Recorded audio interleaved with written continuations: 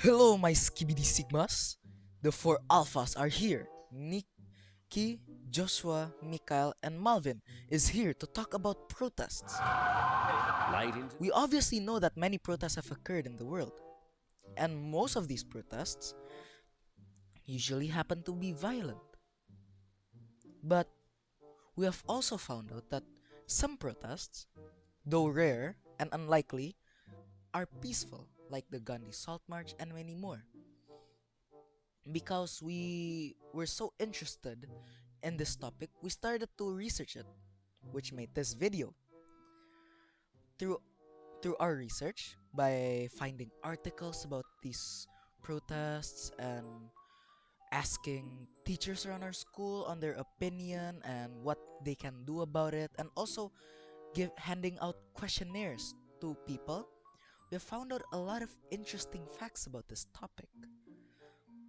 So, without further ado, let's dive in to find out what can be done for more peaceful protests. Yeah.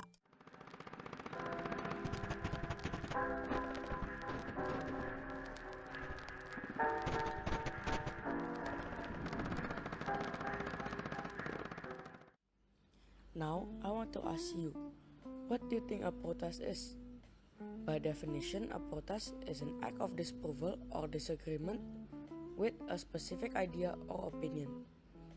Usually, it involves the movement or gesture of objecting to issues, policies, actions, or even situations. Protesting is a way for individuals to express their opinion and advocate for a change. Protests are usually organized by individuals, political groups, or even communities. They often aim to persuade or influence public opinion, alter political decision, or raise awareness about an issue, situation, or action. I'll give you two examples of a protest and I want you to differentiate between the protests. Let's start with the Watts riot. When Margaret Fry was arrested, she was suspected by a white police officer to be drunk driving. After this, Fry's family has escalated the tension to even greater heights. Although the riot happened because of the arrest of Margaret Fry, there were still other factors causing this riot, such as the racial tension that was developing in the area because of long-standing racial discrimination and also the police brutality that had happened. Other than that, there was also a huge economic inequality because of the high unemployment rate and the poor economic condition in the Watts neighborhood. This riot in particular quickly spreads after the arrest of Margaret Fry, with thousands of people being involved in it with looting, arson, and clashes with police occurring. This violence led to significant property damage, including the burning of more than 1,000 buildings and also harming people, resulting in 34 deaths, over 1,000 injuries, and about 4,000 arrested. Let's continue with the Gandhi Salt March. The Salt March is led by Mahatma Gandhi. The march was a protest against the British colonial rules and salt tax. The march is a 240-mile march from Sabarmati Ashram to the Arabian Sea coast. Thousands of people joined the march, and many were arrested during the march, including Gandhi himself. The march gained the attention of national and international support for India's struggles. So, what have we learned from the Marquette Fry and the Gandhi Salt March? Well, very obviously, we see two opposing sides here. One, where the protesters are violent and try to make the city turn into chaos, and secondly, where the protesters simply marched ahead and walked, tolerating the arrest done by the British and still walking ahead trying to finish their goals. Although both of these moments were protests, we can see how violent protests are indeed not needed and that the essence of protest can still be conserved and maintained without the violent part of it. Now, let's hear what our teachers have to say.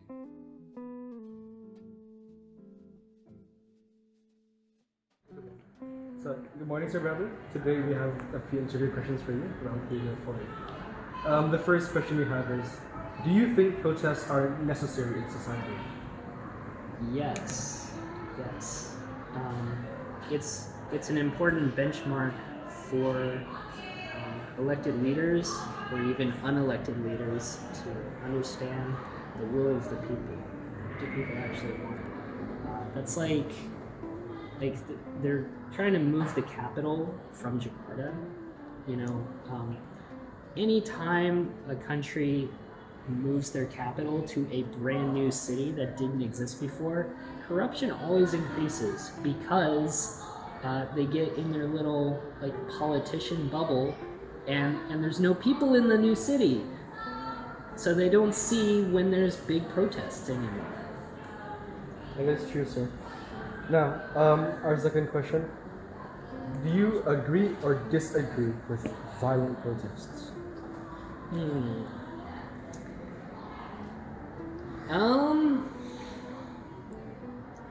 Well, can you I mean, first? generally, like it should be non-violent. At another point, like when people have been pushed to the absolute end of themselves, like you shouldn't be surprised when you've like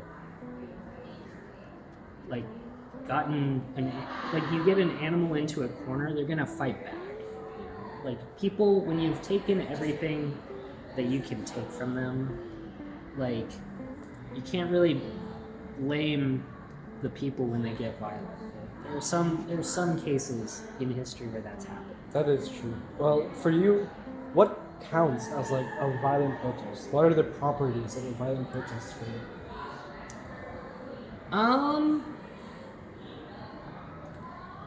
So I've seen a lot in news media where they talk about like when people are inconvenienced, that's violent. Like people standing in roads. Yeah. No, that's not violence. I guess there's like different kinds of violence. You know, like property damage is one thing, but like assaulting people is another. And then like it can get messy real quick. Where like, is it violent if like police are beating people and the people are trying to defend themselves? What would you say about it? Well, like you really gotta treat each case like its own different thing. You know? Like in a court of law, you gotta look at the facts of each situation. What about in the recent election building, the demo? Well, I don't know specifically what happened in that one. I see. Well, what do you think are the key factors that lead to violent protests? Gosh. So, like I said, if people feel like they've been pushed to the point where they have no other option than to lash out, they might lash out. Another thing is that sometimes there's just like a few people who go into protest and they just mess stuff up. They sometimes they're not even really like on board with the protesting. They just wanna act out. That's true. Do you agree or disagree with the violent protests? Well, again, on a general scale. on a general sense. Yeah, general sense. Not really a specific case. I mean, in general, like these grievances should be worked out peacefully. That is true. With that being said, we have our last question. What do you think the government and or the citizens of Indonesia can do to have a more peaceful protest next time? Can you give your ideas and explain why? To have a peaceful protest. Well, it's important to have a more peaceful protest next time. So I don't know what the failure point was in the current thing. Like, are you informed about this specific incident? Yes, we are. So, okay, can you tell me, like, what do you think happened? So, what happened? I'm gonna try to be as objective as possible. Okay. The DPR, the Constitution, they lowered the age requirement to become a government. Yeah. And people disagreed with that age, the age being lowered, because that party, one of the more important people there, our president now, Joko Widodo, his son is around that exact age. So it's as if he's trying to get his son into a judicial position without having to try much, which Jokowi has done before. He has put his son as chairman of many judicial groups before. That's why people are angry. Nepotism, basically. But how did the violence break out at that specific protest? And what was the violence done? The violence done, they broke the gates outside the Constitution's building. There were Molotovs being thrown. There were I'm pretty sure gas bombs were almost being thrown. Yeah. Yeah. So, if you want to avoid violence in protests, I guess it comes from both sides. Where from the protesters' side, you gotta have people who are organizers who make a point of stating telling people all over social media and through maybe more organized channels here's how we should behave when we're here at this protest. Here's what we're gonna do to make sure that our demands are being heard. After that interview, we can see that Sir Bradley's opinions on protests, that they're important and needed in society to keep the democratic spirit alive. Now, although he thinks that violent protests are needed, obviously there are consequences to actions, and that if people are pressured enough, those actions, the violent actions caused by people, which are named violent protests, will happen at one point and are unavoidable. But with all that being said, we have to understand that violent protests aren't needed and that there are other ways to be able to protest without hurting other people, without hurting property, or damaging other things. So,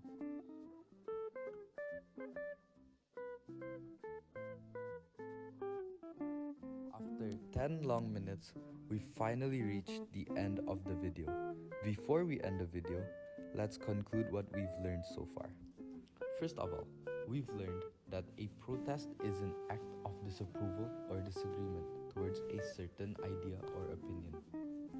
We've also learned that they often aim to persuade or influence the public's opinion, alter political decisions, or raise awareness about an issue. We've also heard an example about the peaceful protest and an example for a violent protest, which was the South March led by Mahatma Gandhi and the Watts riot caused by racial discrimination. We've also learned how to have a more peaceful protest. To have a more peaceful protest, we should discuss to like-minded people to have a better understanding towards the protest and to have a better point of view. We should also remember to not cause vandalism or any harm to people. Not only that, we've also learned about the opinions of Sir Bradley, Sir Lamris, and Sir Gopas towards the certain subject. After all I've concluded, thank you for listening to the video.